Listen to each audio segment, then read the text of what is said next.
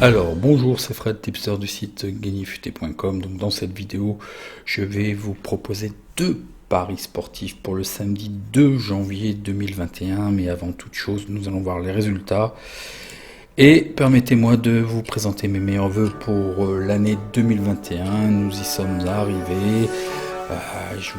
J'espère pour vous pleine de santé, d'amour, de réussite en général, puisque beaucoup attachent de l'importance à l'argent, mais c'est la réussite en général. L'argent ne peut pas être une fin en soi. En tout cas, prenez soin de vous, prenez soin de vos proches. On vit des périodes difficiles, mais ça va s'améliorer. C'est nous qui décidons, c'est nous qui... On est plus nombreux qu'un groupuscule malhonnête. Donc, ayez confiance, on a la chance d'avoir des gens bienveillants, des grands scientifiques, des grands médecins qui connaissent bien les choses. Il faut leur faire confiance. Il y a aussi des très bons avocats qui sont en train de se monter en association. Ce que l'on vit n'est pas complètement normal. Mais ça le deviendrait si rien n'était fait.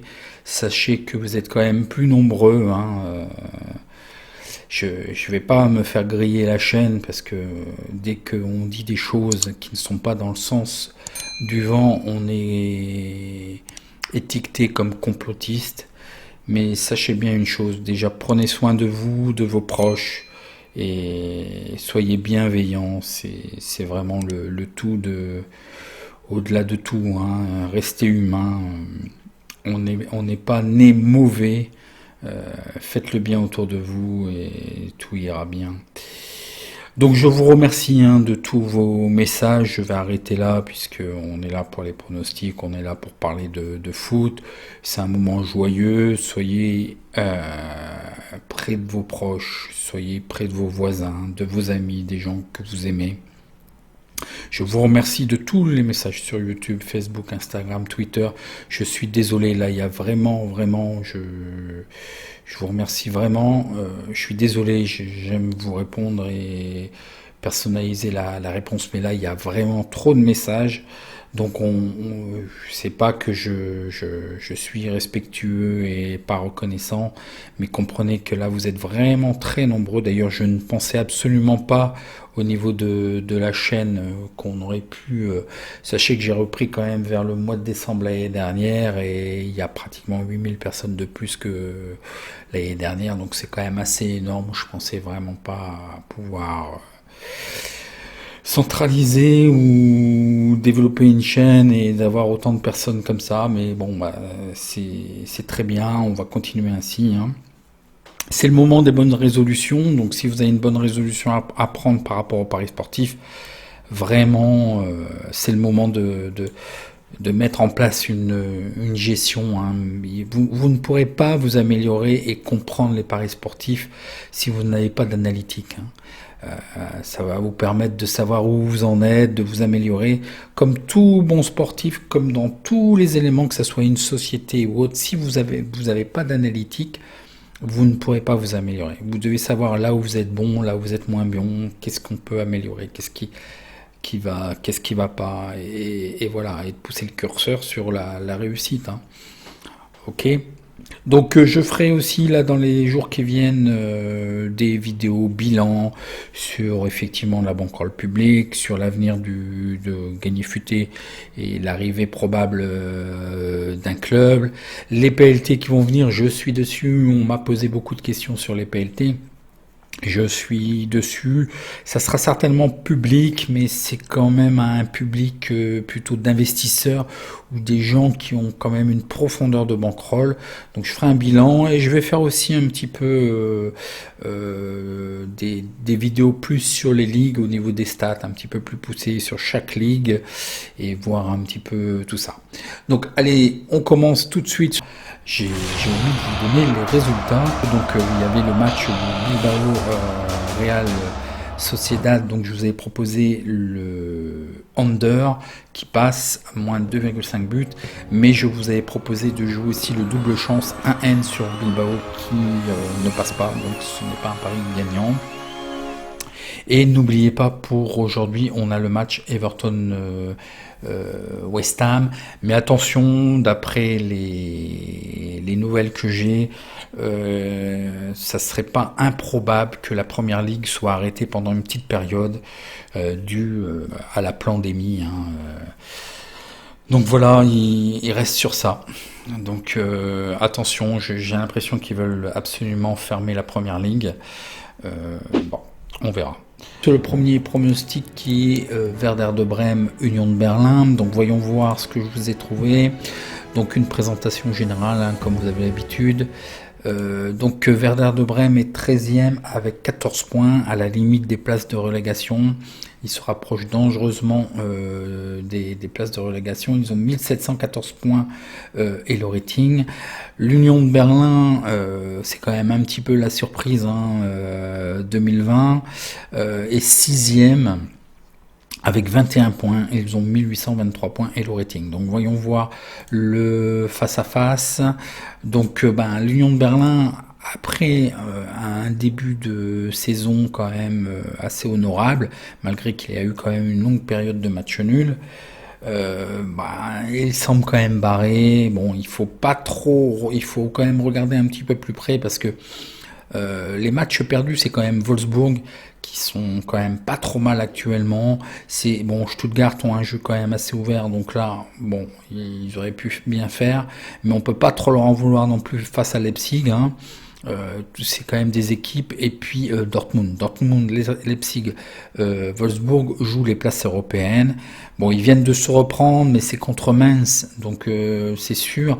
Ils ont gagné contre des équipes, là il y a 3 victoires, mais c'est des équipes qui sont inférieures à eux au niveau du classement. Donc voilà. Bon. Pour ce qui est de Berlin, une très très belle régularité sur toute l'année, hein, sur tout le début de saison. Donc attention, hein. En plus, ils viennent d'accrocher quand même Dortmund, ce qui n'est pas rien. Ils avaient précédemment aussi réussi à contenir Stuttgart, qui a quand même un jeu assez ouvert. Et surtout, le Bayern, ils ont quand même fait match nul contre le Bayern, donc ils sont pas là par hasard du tout, hein. Donc pour ce qui est du Werder de Brême, ils gagnent à 23%, match nul à 38%, ils perdent à 38%, pardon, font des over plus 2,5 buts à 38%, des under 2,5 buts à 61%, ils marquent en premier à 61%, ils encaissent en premier à 38%, un rapport négatif, évidemment, vous devez vous en douter, de moins 38% de rendement sur cette équipe. Pour l'Union de Berlin, ils gagnent à 38%, match nul à 46%, ils perdent à 15%, et ils font des over plus 2,5 buts dans le match à 69%, des under à 30%, ils marquent en premier à 76%, et ils encaissent en premier à 23%, un rapport positif de plus 14% sur cette équipe, qui n'est pas négligeable. Voyons voir le face-à-face domicile extérieur. Donc voilà, le Werder de Brême n'a plus gagné depuis 4 matchs. Donc ça se tasse. L'Union de Berlin me semble quand même un petit peu meilleur à domicile. Une certaine alternance, et ils n'ont plus gagné depuis 2 matchs. L'historique des confrontations, donc ça date de 2020. Berlin avait gagné 2-0. Donc voyons voir les informations qui vont bien. Donc l'alerte algo. Je ferai des vidéos aussi spécifiques alerte algo pour passer au crible, soit des journées, soit des ligues régulièrement, pour vous montrer ce que ça donne. Je vais bientôt finaliser quelque chose par rapport à ça et réactiver le site spécifique. Donc c'est la 14e journée. L'alerte algo nous détecte le N et le 2 pour l'Union de Berlin et détecte le under à partir de 1,32. Donc c'est à voir. Donc au niveau des infos, au niveau de l'effectif, donc 2 joueurs incertains, dont un défenseur clé. Et puis sinon c'est un blessé, mais déjà de plus longue période, hein, Rashika. L'équipe reste, somme toute, à l'image de ce qu'ils ont fait précédemment, certainement un dispositif tactique en 3-5-2-1. L'Union de Berlin, un défenseur aussi incertain, mais d'après les dernières informations, il a repris l'entraînement, donc il sera peut-être pas aligné, mais il fait pas non plus partie de l'équipe type, hein. Ce qui peut être par contre gênant, c'est le buteur maison, hein, Marc Kroos, le buteur maison, donc un attaquant qui est blessé et qui sera absent. Sinon, ça reste somme toute. Il n'y a pas des deux côtés des choses catastrophiques qui font que l'équipe est complètement tournée. On peut s'attendre quand même à aussi un Union de Berlin assez équilibré en 4-2-3-1. Voyons voir les statistiques particulières que je vous ai trouvées. Werder de Brême a gagné seulement 2 de leurs 22 derniers matchs à domicile en championnat. Donc c'est vraiment trop peu, hein. Lors de 8 des 10 derniers matchs du Werder de Brême en Bundesliga, les deux équipes ont marqué, donc ça peut être intéressant. Le Werder de Brême a été battu dans 4 des 6 derniers matchs de toute compétition. Dans 4 des 6 derniers matchs de toute compétition confondue, le Werder de Brême a concédé 2 buts et plus. Ça c'est très gênant. Le Werder de Brême concède une moyenne de 1,67 buts. Pour l'Union de Berlin, l'Union de Berlin n'a pas perdu dans ses 12 derniers matchs consécutifs à la mi-temps de toute compétition. Donc ça c'est intéressant. L'Union de Berlin n'a pas perdu dans 11 des 12 derniers matchs de toute compétition. Donc là, c'est à la fin du temps réglementaire. Lors des 6 derniers matchs de Bundesliga de l'Union de Berlin, les deux équipes ont marqué. Donc là, ça peut être intéressant, c'est une constante, à savoir si la cote qui nous est proposée est value. Dans 9 des 10 derniers matchs de toute compétition de l'Union de Berlin, les deux équipes ont marqué. L'Union de Berlin a réussi à marquer au moins un but lors de ses 14 derniers matchs consécutifs en Bundesliga et l'Union de Berlin encaisse. Donc ils encaissent un but dans leurs 12 derniers matchs à l'extérieur en Bundesliga. Donc d'un côté ils marquent mais ils encaissent. Ça va dans le sens de les deux équipes marquent. Il y a déjà un prono qui me semble assez opportun. Voyons voir si c'est value. Donc justement, les probabilités BTS, les deux équipes marquent oui à 70%, ce qui nous donne une cote de 1,62. Donc qui est value parce qu'on nous propose la cote de 1,62 correspond à 61% hein, de probabilité et là on nous dit que les deux équipes marquent à 70%, donc c'est value, c'est une cote qui peut être prise. Pour ce qui est de l'over et de l'under, c'est le over plus 2,5 qui est le plus probable, à 65%, qui correspond à une cote value à 1,53, et là, la cote qui nous est proposée est à 1,70. Donc on peut s'entendre aussi à du over plus 2,5 buts. Les probabilités 1 et 2 nous donneraient le Werder de Brême gagnant à 21%, le match nul à 31% et la victoire à l'extérieur de l'Union de Berlin à 48%. Le 2, probablement le 2-1, effectivement ça corrobore avec tout ce qu'on a pu voir. Donc je vous propose quoi? Donc ce qui peut être intéressant, alors soit vous prenez le over, soit vous prenez le BTS. Mais je vois avant toute chose un pari sécurisé, soit vous pouvez prendre individuellement, effectivement, je pense que le BTS risque de passer, le over plus 2,5 risque de passer, mais le premier pari sera d'abord le 2, la victoire de l'Union de Berlin. Vous pouvez sécuriser ou compléter avec l'over à 1,70 qui me semble bien. Le BTS, on l'a vu, risque d'être intéressant. Donc de deux choses l'une, soit vous faites le 2 remboursé Sienne, je pense qu'il est moins opportun parce que je pense qu'on peut plutôt sécuriser avec un over ou un BTS. Bon, si vous faites cette technique, sachez que la cote équivalente est à 1,71. Je vous laisse le visuel si vous voulez voir un exemple de répartition pour 30 €. Mais allez sur la calculatrice Gagnifuté, hein, tapez linka.us/calcul. Et vous allez pouvoir faire votre répartition de mise. Moi, ce que je vous propose, c'est quand même la victoire pas sèche. Je vais la sécuriser. La victoire de l'Union de Berlin à 2,45, donc le 2 à 2,45. Et je vais prendre le over, plus 2,5 buts dans le match à 1,70. Ce qui nous donne quand même une cote équivalente à 2,01, ce qui est vraiment très bien. Et on est couvert en cas où il y aurait que le over qui passe, puisqu'on fait un pari remboursé. Hein. Donc sur le 2 à 2,45, vous mettez 12 ou 13 euros. Ce qui nous fera, s'il n'y a que ça qui passe, une cote équivalente à 1,01. Donc j'espère pas, mais bon, on serait couvert, on serait pas perdant. Mais le but du jeu, vous l'avez compris, c'est de cumuler les deux, de faire passer le over à 1,70. Vous mettez 17 ou 18 euros et on aurait un gain global pour un exemple de mise de 30 euros de 60,26 euros, ce qui nous donne quand même une cote sympa équivalente à 2,01. Voyons voir le match suivant qui est Francfort-Leverkusen. Donc Francfort est 9e à la limite, c'est une équipe qui est intéressante pour moi. Toutes les équipes là autour de 5e, 10e, 11e, ce sont des matchs qui vont des équipes qui vont se battre pour les places européennes évidemment, mais vous allez avoir un bon rendement parce que les cotes vont être assez élevées. Donc Francfort est 9e avec 17 points, ils ont 1861 points et le rating, et Leverkusen est en bagarre pour la première place, ils sont 2e avec 28 points, ils ont 1996 points et le rating. Voyons voir le face à face. Donc attention, Francfort est très très régulière, a perdu que 2 matchs. La problématique de cette équipe, c'est que ils perdent beaucoup de points parce qu'ils font des matchs nuls. Donc ils ont réussi quand même en dernier lieu à gagner contre Augsbourg, mais bon, c'est d'un moindre niveau quand même. Et les Leverkusen, attention, c'est la seule défaite sur les matchs de cette saison. Et évidemment, une passe d'armes. Contre le Bayern, ils ont perdu.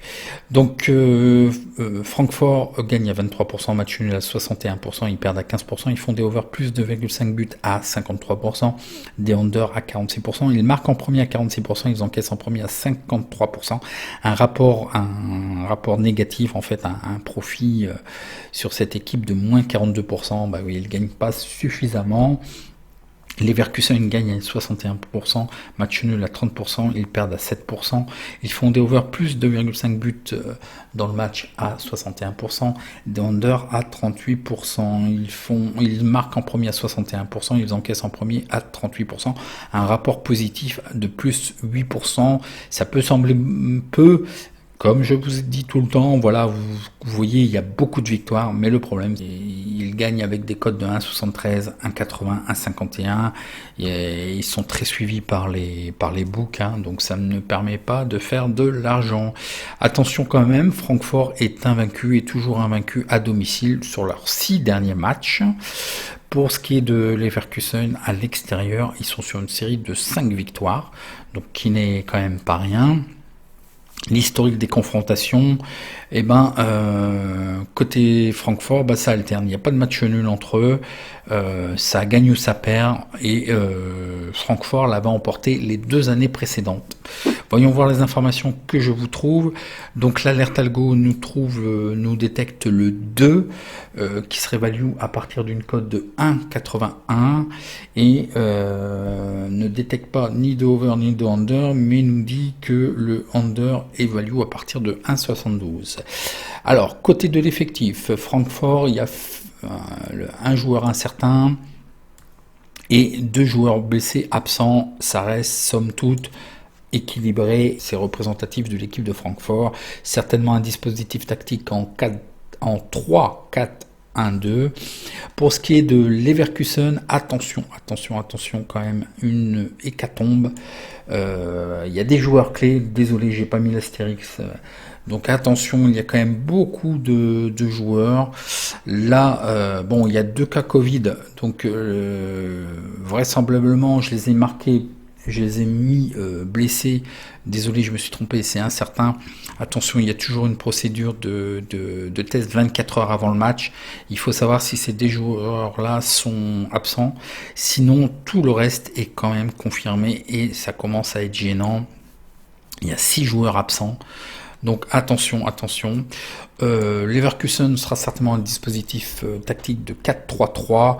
Donc c'est un petit peu gênant quand même, tous ces absents, et surtout qu'il y a des joueurs clés. Pour ce qui est des statistiques particulières, aucune défaite ne peut être trouvée lors des 8 derniers matchs à domicile de l'Eintracht Francfort de toute compétition. Francfort n'a pas perdu dans 15 des 17 derniers matchs. Il y a eu des buts marqués par les deux équipes lors des 8 derniers matchs à domicile de Francfort de toute compétition. Dans 15 des 17 matchs de Bundesliga de Francfort, les deux équipes ont marqué, donc je l'ai dit deux fois différemment. Bon, là c'est quand même sur une longueur de match plus importante. Là c'était sur les 8 derniers à domicile. Francfort n'a gagné que un de ses 10 derniers matchs. C'est là où le bas blesse pour Francfort. Dans 20 des 30 derniers matchs à domicile de toute compétition, Francfort a marqué au moins 2 buts et Francfort a encaissé au moins un but et plus lors des 12 derniers matchs de toute compétition à domicile. Donc ça marque, mais ça encaisse aussi. Pour Leverkusen, Leverkusen n'a pas été battu à la mi-temps lors des 20 derniers matchs consécutifs de toute compétition. Leverkusen n'a pas été battu lors de 23 des 27 derniers matchs en Bundesliga. Leverkusen n'a subi aucune défaite lors des 7 derniers matchs de Bundesliga à l'extérieur, ça on l'a vu. Le Bayer Leverkusen a remporté ses 6 derniers matchs à l'extérieur de toute compétition, ça on l'a vu aussi. Le Bayer Leverkusen a gagné 10 des 12 derniers matchs de toute compétition. Le Bayer Leverkusen a gagné par 2 buts et plus 6 des 10 derniers matchs contre Francfort en Bundesliga. Et le Bayer Leverkusen a marqué 2 buts et plus lors de 10 des 12 derniers matchs de toute compétition. Donc à la vue des stats, vous pouvez comprendre que ça va scorer, hein. Ça va marquer. Alors, les deux équipes marquent, oui, à 78%. Ils ont un peu massacré, mais c'est limit value à 1,40. Pour ce qui est de over de under, c'est pareil, c'est un peu limite. C'est du over à 74%.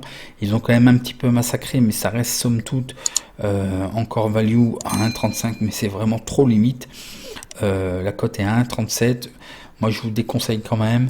Les probabilités 1 et 2, donc la victoire de Francfort à 20%, le match nul à 31%, la victoire à l'extérieur de Leverkusen à 49%, le 2 certainement à 2-1, ce qui me semble assez probable, peut-être un petit peu plus de buts.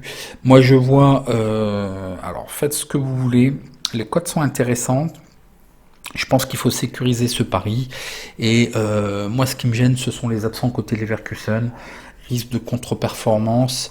Moi, je vous propose plus, et je pense que ça sera le plus sage, sachant que les Leverkusen sont quand même assujettis à certains joueurs et subissent quand même beaucoup d'absents. Francfort est quand même capable de faire un résultat. On a vu qu'ils accrochaient. Donc moi le plus sage, je vous propose le match nul remboursé 6-2, ce qui nous donne une cote équivalente de 1,98 qui est vraiment pas mal, qui est acceptable. Donc sur le match nul à 3,78 vous mettez 15 ou 16 euros et sur le 2 à une cote de 2,10 vous mettez 14 euros pour un pari remboursé.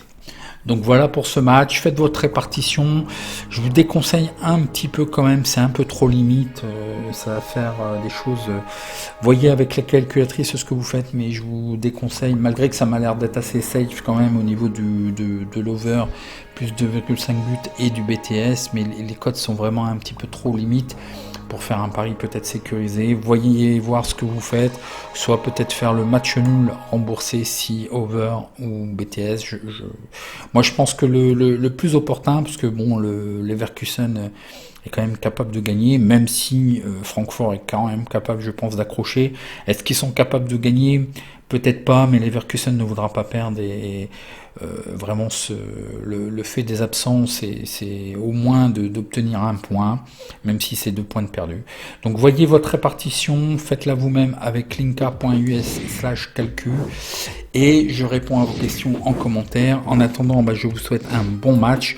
Donc en attendant, je vous souhaite un bon match et encore mes meilleurs vœux pour 2021. Profitez de ces instants et je vous donne rendez-vous pour une prochaine vidéo.